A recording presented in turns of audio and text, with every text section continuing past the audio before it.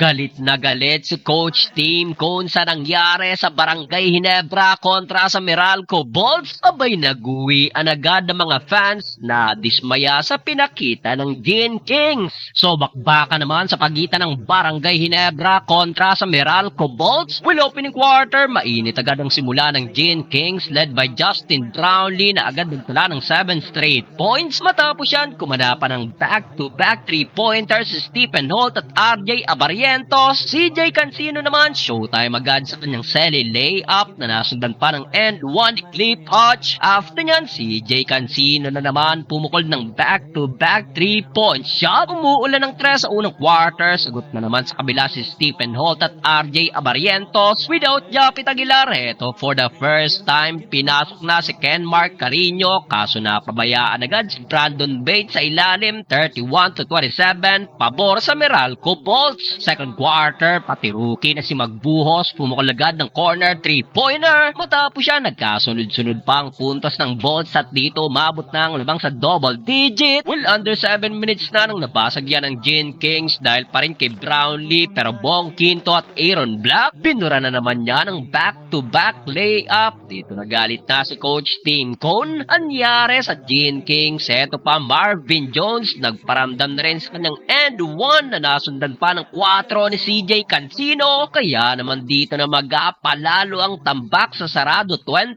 points. Naputol na lang yan sa 3 na to ni Scottie Thompson. Kamuntikan pang ang team account, kabuhok sa shot clock. Kaso right away, pinawi na naman agad dyan ni Marvin Jones sa kanyang end 160-40 halftime. Start of the third quarter, good start for Gin Kings. End 1 for RJ Abarientos at nasundan pa yan ng mid-range jumper. Bahagyang nabuhayan ng Ginebra, JP, pinagpagpar si Marvin Jones. Yun nga lang after nyan, Jason Brickman to the rescue sa kanyang wing 3-pointer. Nalibre pa si Marvin Jones sa ilalim with his 200 dunks. Scottie Thompson naman bumawi ng another 3-pointer. Kaso bilis ng sagot ng Bolts, back-to-back layup na naman for CJ Cancino. Kaya heto't nanggigil na si Troy Rosario na nalibre naman sa kanyang 100 dunk. Kaso eto ang masakit, tinapos ni Banquero ang third period sa kanyang 4-point shot, 90-65. Fourth and final quarter, Diyos mio, at dito umabot pa nga lamang ng Bolts sa isang buwan matapos ang 6-0